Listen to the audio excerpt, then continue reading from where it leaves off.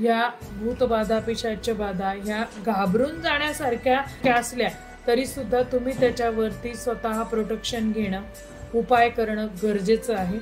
दत्त मंत्र, दत्ताचं नामस्मरण, घरामध्ये गेला बाजार गुरुचरित्राचं पारायण केलं पाहिजे.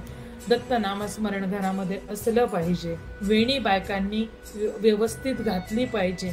बायका जर का वेणी घालत नसतील तर पूर्ण टक्कल करून आणा, काही हरकत नाहीये, मोकळ्या फिरा म्हणावं. तशा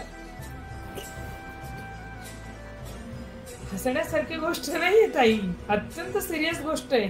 केस म्हणजे बांधण्यासाठी नसतातच असंच वाटतं बायकांना. किती बायका आहेत माझ्याकडे, आत्ता परवा एक बाई आली, मी तिचे केस बांधून दिले माहितीये का, मी बांधले माझ्या हाताने. मग एवढा जर कंटाळा येतो तर पूर्ण टक्कल करून टाकायचं, काहीच हरकत नाही. बघा बरं, मी रोज वेणी घालते, काही वाईट दिसतंय का? काही मला शिंग आल्यासारखे, काही अशी भयानक भूतासारखी वगैरे काही दिसते का तुम्हाला? मी वेणी घालेन, आंबडा बांधा चालेल. प्रीती तुझी नाही का, अजून एक बाई आली होती, तिचे पण वेणी घालून दिली मी. आता काय सांगायचंय, मला असं वाटतं रश्मीताई, इथून पुढे एक तेलाची बाटली कांगवा आपल्या ऑफिस मध्ये ठेवत जा. बायका आल्या की त्यांची वेणी घालायची सगळ्यात पहिल्यांदा. आमच्या गावामध्ये ना एकदा अजूनही गावामध्ये वानर येतात माहितीये तुम्हाला. आम्ही लहान होतो, मी खूप लहान होते त्यावेळेस. एक वानर आमच्या गावामध्ये आला होता. आता त्यावेळेस कसं होतं ना, टीव्हीचा एवढा नाद होता कुणाला ना, मोबाईल तर जन्मालाच आले नव्हते. तर सांगायची गोष्ट, त्यावेळेस असं काही गावात काही घडलं की चर्चाच व्हायची. आम्ही खेडेगावातले ना, मी तर चक्क खेडेगावातली.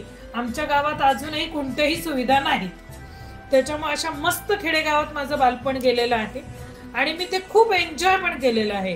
अगदी ऊस तोडणे, त्याच्यानंतर ते असे मस्तपैकी चौकात बसून खाणे, भुईमुगाच्या शेंगा तोडून आणणे, बोरं चोरून आणणे, असं सगळं लहानपणी अशी मज्जा भरपूर केलेली आहे मी. तर त्यातलीच एक गोष्ट आहे. तर वानर आलं होतं आमच्या गावात. मग काय करायचे, आमच्या वर्गातली मुलं मुली आम्ही काय करायचं, भुईमुगाच्या शेंगा घेऊन त्या माकडाच्या मागे पळायचं. आणि ते शेंगांचा वास म्हणला की माकडाला शेंगा खूप आवडतात.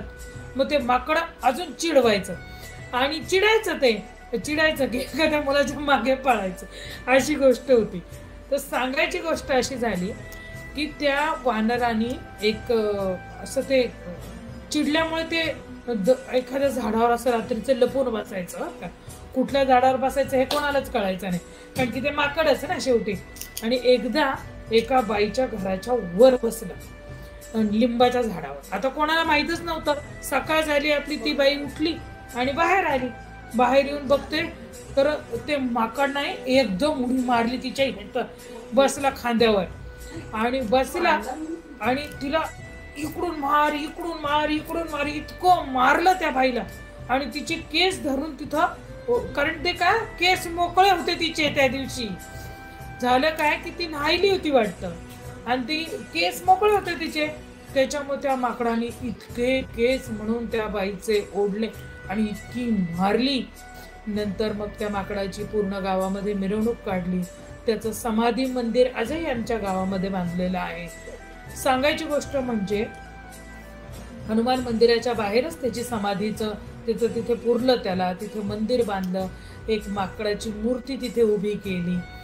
सांगायची गोष्ट म्हणजे की का म्हणून असं केलं असेल तर हनुमंताला सुद्धा ह्या गोष्टी राग आला की केस मोकळे सोडून बायका फिरतात, ह्या गोष्टीचा त्यांना राग आला म्हणून त्यांनी तसं केलं. बघा आता हे असं जर का तुमच्या आयुष्यामध्ये होऊ नये असं तुम्हाला वाटत असेल तर तुम्ही सुद्धा हे असल्या गोष्टी करू नका, नाही तर कुठला तरी वानर येईल आणि तुमच्या बसेल डोक्यावर. कोपरगाव तालुक्यामध्ये धामोरी म्हणून गाव आहे, त्या गावामध्ये माझं बालपण गेलेलं आहे. जायचंय का बघायला? चला मी घेऊन जाते. मारुतीचं मंदिर आहे आमच्या गावामध्ये, नवनाथांचं मंदिर आहे. नाथांच्या गावात लहानची मोठी झालेली आहे.